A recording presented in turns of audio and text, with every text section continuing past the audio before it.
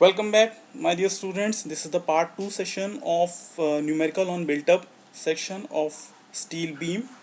तो अभी तक हमने जहाँ तक किया था मैं एक बार आपको बता देता हूँ। हम लोग थे यहाँ पर net moment of inertia calculate कर रहे थे सेक्शन का, जिसमें से टोटल में से हमको माइनस करना है रिवेट छिद्रों की कटौती क्षेत्रफल का जड़त्व आघूर्ण। तो पहले फिगर देखते हैं। सी हेयर, यहाँ पे मैंने एक फिगर बनाया है, सेम फिगर है वही क्वेश्चन का, जिसमें एक आई सेक्शन है ISWB 400 और दोनों तरफ प्लेट्स लगी हैं। और ये मैंने आपको होल, ये होल जो शेडेड पोर्शन है ये होल है किसके लिए? रिवेट के लिए। तो ये दो रिवेट लगे हैं ऊपर और दो रिवेट नीचे लगे हैं, ठीक है।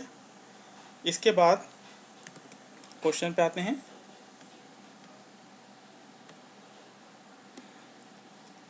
कुल जड़त्व आघूर्ण आप कैलकुलेट कर चुके हो 78804.62 और बी रिवेट छिद्रों के लिए कटौती क्षेत्रफल का जड़त्व आघूर्ण निम्नवत प्राप्त होगा। कैसे प्राप्त होगा?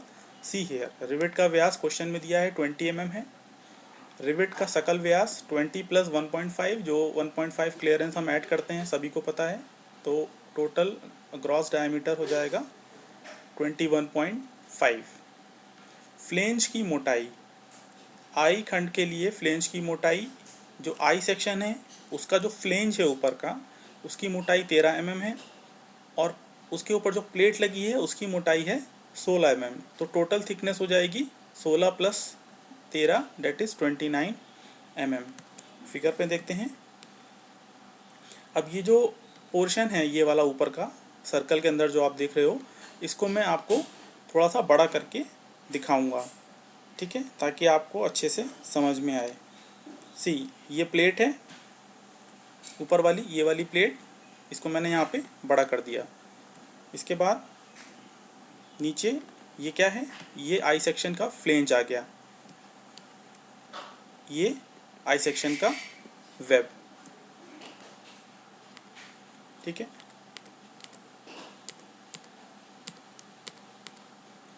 ये देखिए ये होल है रिवेट्स के लिए। मैंने सिर्फ हाफ सेक्शन, मैंने सिर्फ ऊपर का जो हाफ सेक्शन है वो यहाँ पे जूम किया है, ठीक है। Now see here, this is the diameter of the hole 21.5।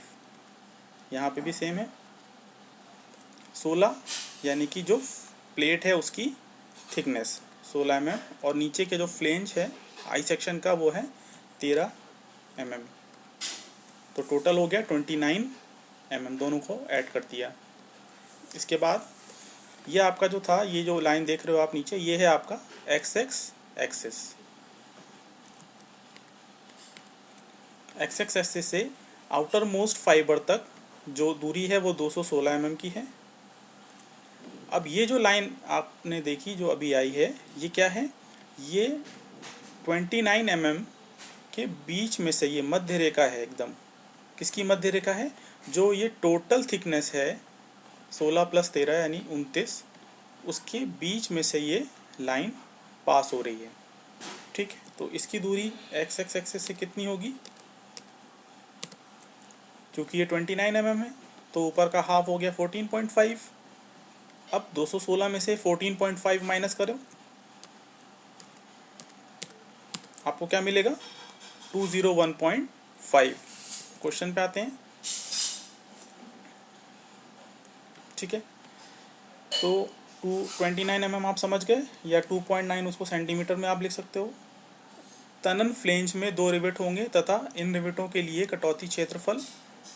अब इसका जो क्षेत्रफल है यहाँ पे देखिए, इसकी जो ये लेंथ है 29 है और जो विड्थ है वो 21.5 है। तो जो शेडेड एरिया है पूरा, इसका क्षेत्रफल कितना होगा? 29 × 21.5 और 2 से मल्टीप्लाई इसलिए किया क्योंकि दो हैं, एक फ्लेंज में दो रिवेट लगे हैं, इसीलिए इसको 2 से मल्टीप्लाई किया।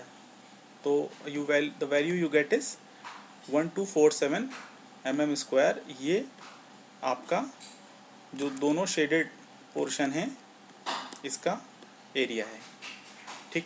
हमें एरिया मिल गया। अब हम क्या कैलकुलेट करेंगे? इसी का मोमेंट ऑफ इनर्शिया। इस एरिया का ये जो एरिया आपको मिला है, अब आपको इसका मोमेंट ऑफ इनर्शिया कैलकुलेट करना है ऑन दी एक्स एक्सिस। तो आपको पता है कि आपको कैसे कैलकुलेट करना है, area multiplied by this distance, इसके मिड से जो एक्सिस तक की जो डिस्टेंस है इसके स्क्वायर से हम मल्टीप्लाई करेंगे। ठीक है, तो अब ये इन्होंने यहाँ पे दिखाया है, मैं आपको पहले बता चुका हूँ। ये 201.5 कैसे आया, ये वाली वैल्यू, ठीक है, ये मैं आपको समझा चुका हूँ कैसे आया। इसके बाद इस प्रकार रिवेट छिद्रों के लिए कटौती क्षेत्रफल का एक्स एक्स अक्ष पर जड़त्व आघूर्ण, तो area multiplied by the distance and its whole square.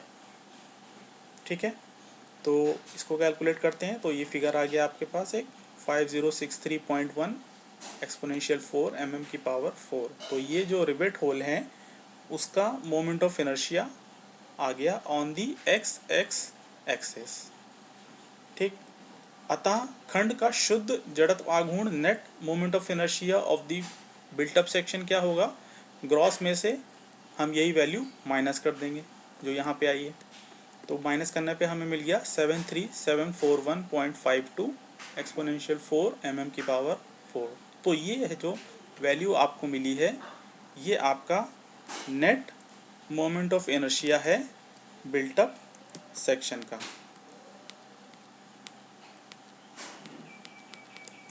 ठीक है, तो ये फिगर आप सभी को एकदम क्लियर होना चाहिए।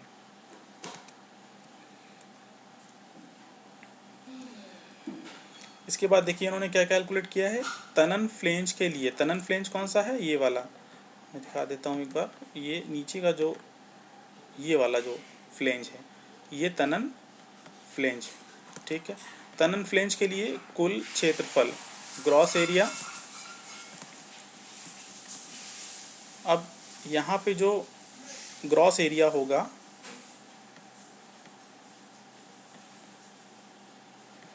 मैं दिखाता हूँ एक बार शेड करके इसको।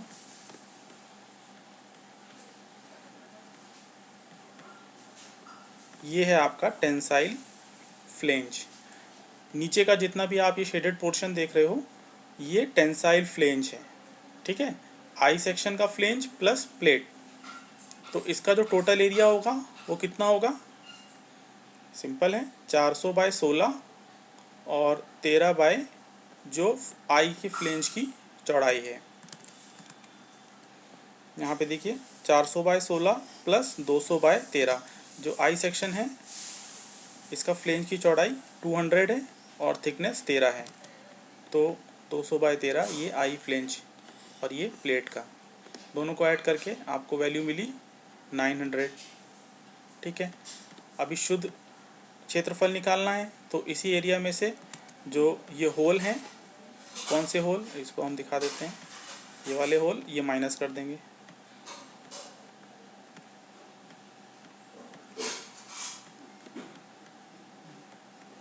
ये जो होल हैं इसको हम माइनस करेंगे,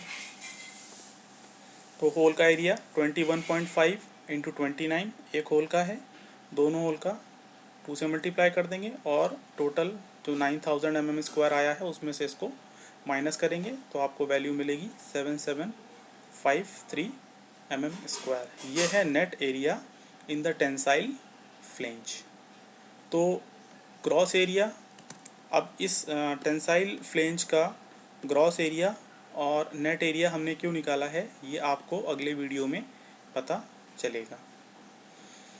तो my dear students, my beloved students, मैं उम्मीद करता हूँ मैं जिस तरह से आपको समझाने की कोशिश करता हूँ आप सभी को समझ में आता होगा, और जितना हो सकता है मैं कोशिश करता हूँ। अगर मेरे पास वाइट बोर्ड होता, मेरे पास कमी है वाइट बोर्ड की, मेरी सारी बुक्स ऑफिस में ही रखी हैं, मेरे पास सभी बुक्स भी नहीं है जो मतलब मैं आपको अच्छे से समझा सकूँ। मेरे पास अगर वाइट बोर्ड होता तो मैं खुद सामने से आपको जैसे क्लास में पढ़ाता हूँ वैसे ही पढ़ाता, but still I do my best कि आपको अच्छे से समझ में आए, आप लोग समझो टॉपिक को। और मैं इतनी जल्दी भी नहीं कर रहा हूँ, एक एक चीज़ लेके चल रहा हूँ, और बाय द टाइम मैं उम्मीद करता हूँ लॉकडाउन तक मैं आपका सिलेबस 90